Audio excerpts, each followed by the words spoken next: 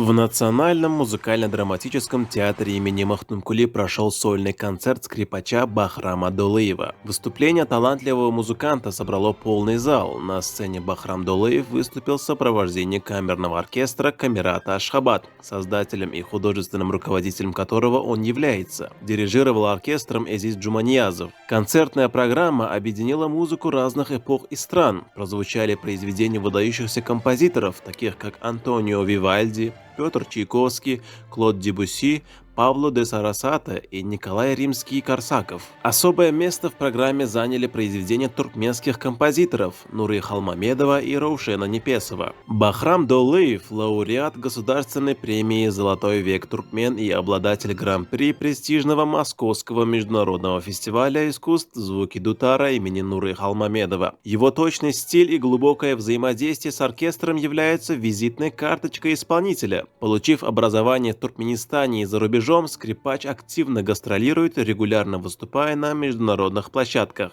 Творческая деятельность Бахрама Долыева не ограничивается исполнительством. Он также активно занимается педагогикой, передавая свой опыт и мастерство молодым одаренным студентам на кафедре струнных инструментов в Туркменской национальной консерватории имени Майи Кулиевой. Оркестр Камерата Ашхабад, созданный в 2022 году, уже успел заявить о себе на международной арене. За короткое время музыканты, выпускники местных и зарубежных консерваторий, не раз представляли Туркменистан на зарубежных фестивалях. Оркестр успешно гастролировал в таких странах, как Италия, Франция, Турция, Австрия, Южная Корея, Китай и страны СНГ.